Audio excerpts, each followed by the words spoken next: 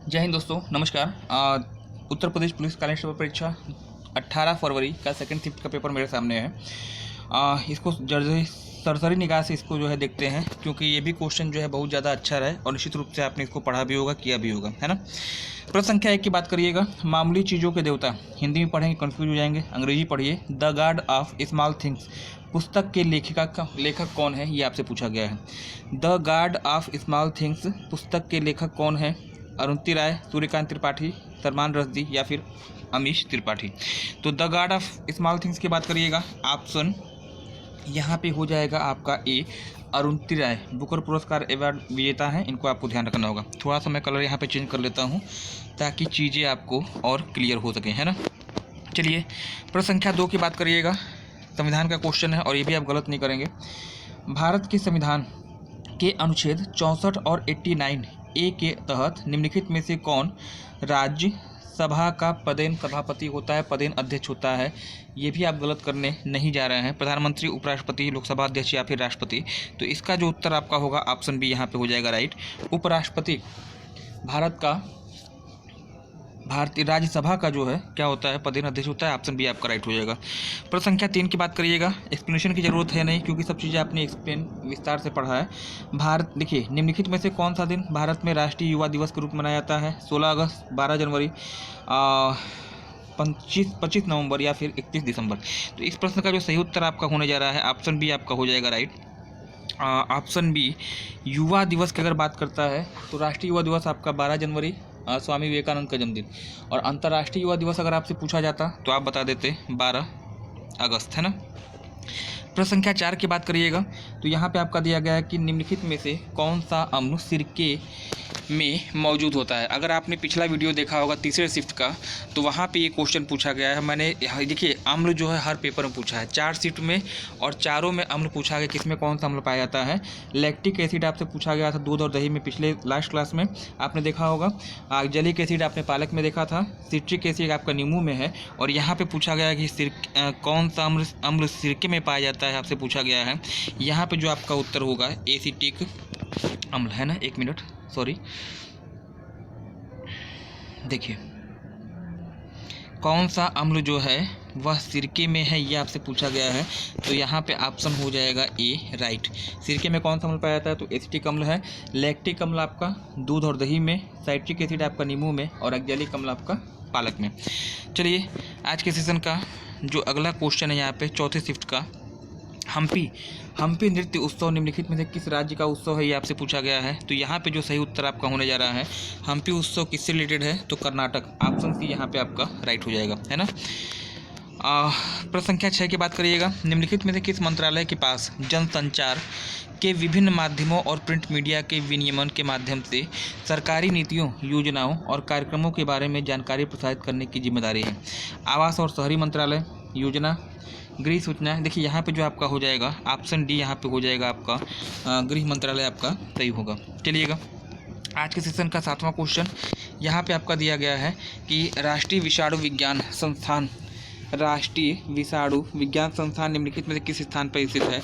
तो option A यहाँ पे आप लगा देंगे, बंगलौर आपका यहाँ पे राइट होने जा रहा है। प्रश्न संख्या अगर हम 8 की बात करेंगे तो भारत में बाल संरक्षण और कल्याण के लिए आपातकालीन टोल फ्री नंबर क्या है? आपातकालीन टोल फ्री नंबर क्या है? तो 1098 आप याद रखिएगा। ऑप्शन बी आपका यहाँ पे होने जा रहा है राइट। चलिएगा आज के सेशन का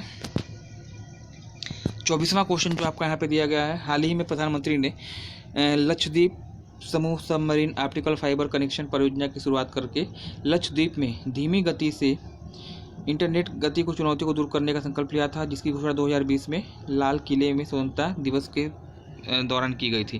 तो इसका जो उत्तर आपका हो जाना चाहिए ऑप्शन बी हो जाएगा। लक्षद्वीप के साथ साथ आपका कौन सा था?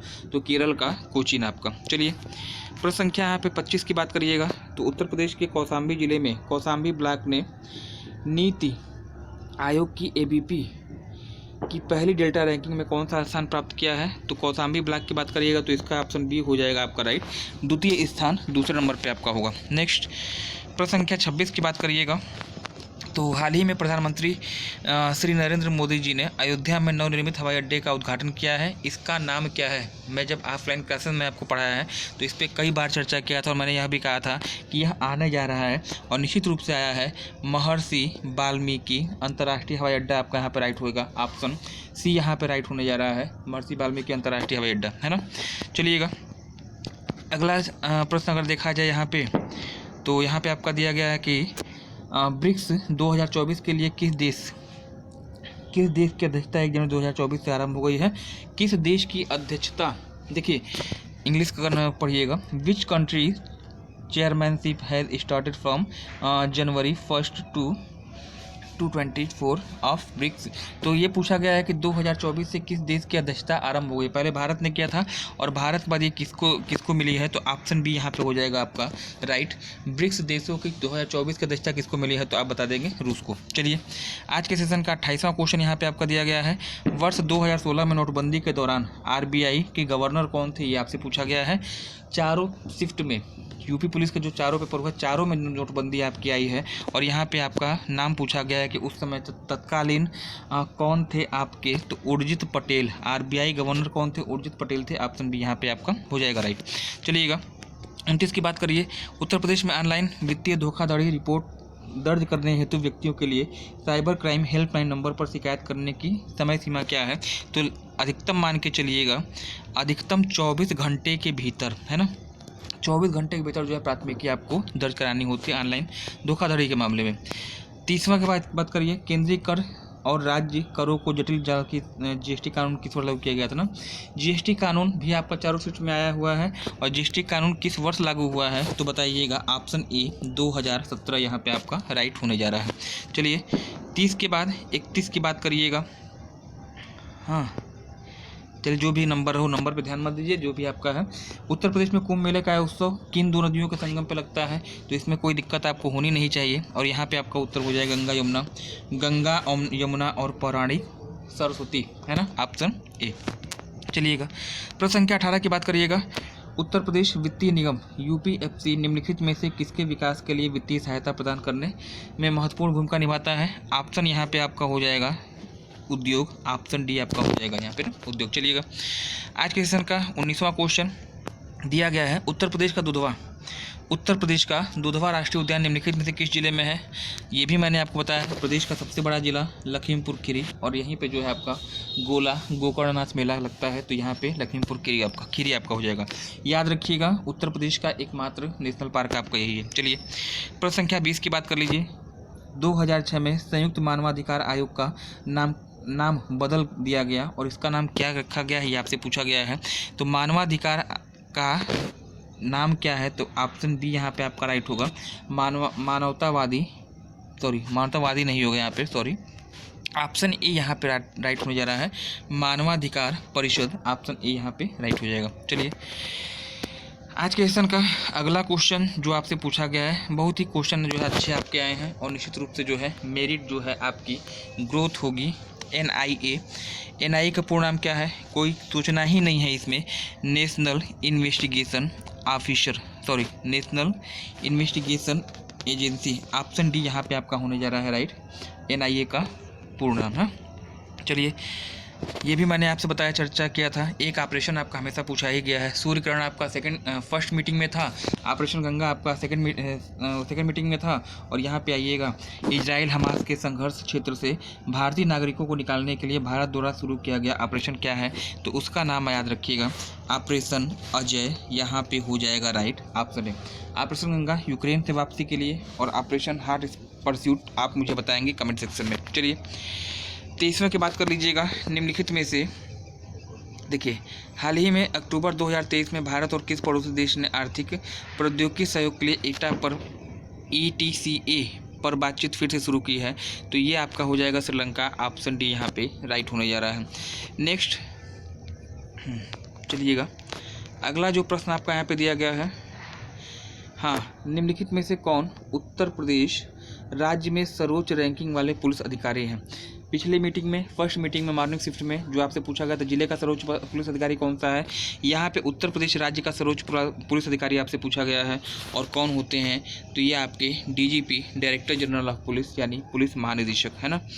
चलिए नेक्स्ट की बात करिएगा, 10 की बात करिए तो सरकार का वह खाता जो केवल चालू वित्तीय वर्ष संबंधित है, इसमें क्या होता है, तो राजस्व घाटा आपका हो जाएगा यहाँ पे ऑप्शन बी राइट हो जाना चाहिए। चलिएगा प्रश्न संख्या 11 की बात करिएगा, मथुरा के पास मठ के एक मंदिर में शासकीय विशाल मूर्ति किससे संबंधित है, तो यहाँ पे जो आपका कुठाड़ मूर्ति है ऑप्शन सी आपका हो जाएगा राइट। चलिए प्रश्न संख्या 12 की बात करिएगा, निम्नलिखित में से किस वायसराय ने ब्रिटिश शासन के दौरान बंगाल का विभाजन किया था, तो इसमें भी कोई दिक्कत नहीं होना चाहिए। 1905 और 1905 में कौन थे, तो लॉर्ड कर्जन आपके थे। नेक्स्ट प्रश्न संख्या अगर आगे की बात करते हैं यहाँ पे, तो देखिए व्यावसायिक उद्योग के लिए सब्जियां, फूल और फल उगाना निम्नलिखित में से किस नाम से जाना जाता है।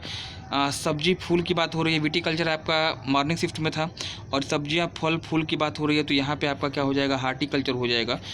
सेरीकल्चर रेशम उत्पादन आपका है, पिसीकल्चर आपका मछली पालन है, विटीकल्चर अंगूर उत्पादन है। चलिए प्रश्न संख्या 14 की बात करिएगा, तो यहाँ पे दिया गया है कि निम्नलिखित में से किस बंदरगाह को अरब सागर की रानी के नाम से भी जानते हैं। हर शिफ्ट में एक बंदरगाह पूछा गया है।